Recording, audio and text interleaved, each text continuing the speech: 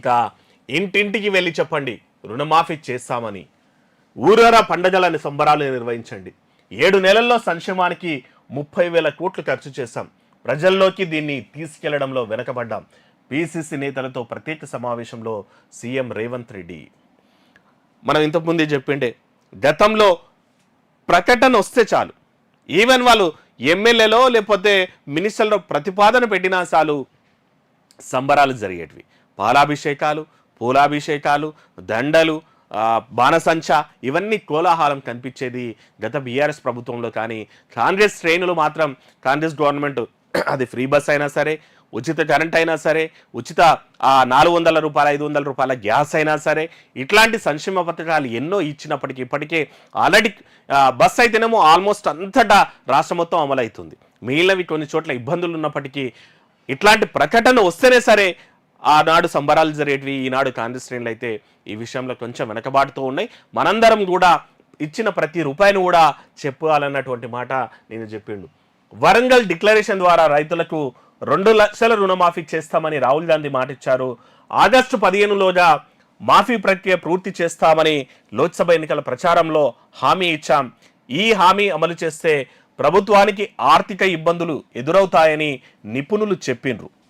రాహుల్ మాట ఇచ్చారంటే అది జరిగి తీరుతుందనే నమ్మకం ప్రజలకు కలిగించడం మా బాధ్యత. అందుకే ఈ విషయంలో వెనక్కి తగ్గలేదు. గతంలో 10 ఏళ్ళు అధికారంలో ఉన్న కేసీఆర్ 28,000 కోట్లు కూడా రుణమాఫీ చేయలేకపోయారన్నటువంటి మాట కూడా చెప్తున్నారు. గతంలో 10 ఏళ్ళు కేసీఆర్ అధికారంలో ఉన్నాడు, 28,000 రుణాలు కూడా తీర్చలేదు. కానీ మేము వచ్చిన 6 నెలల్లోనే దాదాపు 30,000 కోట్ల రుణాలు కూడా తీర్చుతున్నామని చెప్పేసి రేవంత్ రెడ్డి అయితే చెప్తున్నటువంటి మాట ఉంది. ఇక నా లక్ష వరకు ఉన్న రుణమాఫీ సొమ్ము 7,000 కోట్లు గురువారం నాటి సాయంత్రం 4 గంటలకు నేరుగా రైతుల రుణ ఖాతాల్లో జమ అవుతాయని, ఈ విషయాన్ని ప్రతి ఓటరుకు కాంగ్రెస్ నేతలు సగర్వంగా చెప్పాలని సీఎం రేవంత్ రెడ్డి సూచించారు. ఇది నా జీవితంలో ఎప్పటికీ గుర్తుండిపోయే రోజు. ఈ నెలాఖరులోగా 1.5 లక్షల వరకు, ఆగస్టులో 2 లక్షల వరకు రుణమాఫీతో ఈ ప్రక్రియ పూర్తి చేస్తామని కూడా చెప్తున్నటువంటి నేపథ్యం అయితే ఉంది. ఇక ఇంటింటికి వెళ్ళి ఈ రుణమాఫీ చేసినామని చెప్పండి. ఈ విషయాన్ని పోలింగ్ బూత్ స్థాయి వరకు ఇంటింటికి వెళ్ళి ప్రతి ఒక్కరికి వివరించండి. ఎక్కడికక్కడ పండగ వాతావరణంలో సంబరాలు జరపండి అని నిర్దేశించారు. రైతులందరినీ రుణ విముక్తుల్ని చేయాలన్నదే కాంగ్రెస్ ప్రభుత్వ లక్ష్యం. కేసీఆర్లా మాటలు చెప్పి రైతులను మభ్యపెట్టడం లేదు. చిత్తశుద్ధితో ఒకేసారి 2 లక్షల రుణమాఫీ చేస్తున్నాం. దీనిపై జాతీయ స్థాయిలో చర్చ జరగాలి. దేశంలో ఏ రాష్ట్రం కూడా ఒకే విడతలో 31,000 కోట్లతో రుణమాఫీ చేయలేదు. రాహుల్ గాంధీ ఇచ్చిన గ్యారంటీ హామీని అమలు చేశామని పార్లమెంట్లో ఎంపీలు కూడా ప్రస్తావించాలి అన్నటువంటిది.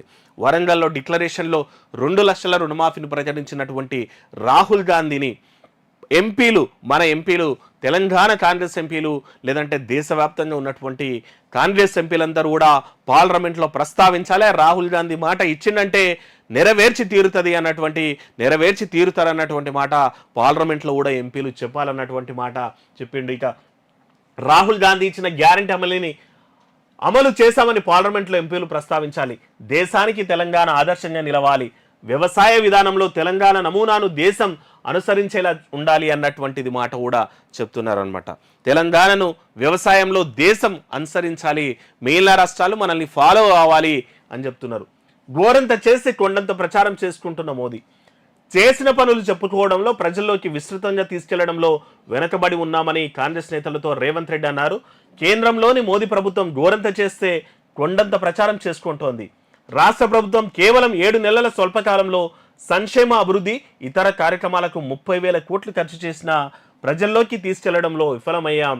ఇందులో పార్టీ వైఫల్యంతో పాటు ప్రభుత్వ వైఫల్యము ఉంది. ఇక ఆయన చెప్తున్నారు, చేసిన పనులను మనం ప్రజల్లోకి తీసుకెళ్లడంలో చాలా వెనుకబడి ఉన్నాం. ఇందులో కాంగ్రెస్ పార్టీతో పాటు ప్రభుత్వం కూడా వెనుకబడి ఉంది అన్నటువంటి మాట కూడా చెప్తున్నారు. 31,000 కోట్లతో రుణమాఫీ అమలు చేస్తున్నామన్న విషయానికి విస్తృత ప్రచారం కల్పించాలని, ఈ 3 రోజులు రాష్ట్రమంతటా పండగ వాతావరణం కల్పించాలని, అంతటా దీనిపైన చర్చ జరగాలని పార్టీ శ్రేణులకు సూచించారు. దాదాపు మొత్తం అన్ని విడతలు కలిపితే 2 లక్షల వరకు రుణమాఫీ చేస్తే 31,000 కోట్ల రూపాయలు కూడా రుణమాఫీకి అవసరమవుతున్నాయి. ఈ 3 రోజుల పాటు దీని మీద విస్తృత ప్రచారం జరగాల. తెలంగాణ మొత్తం పండగ వాతావరణం నెలకొల్పాలి.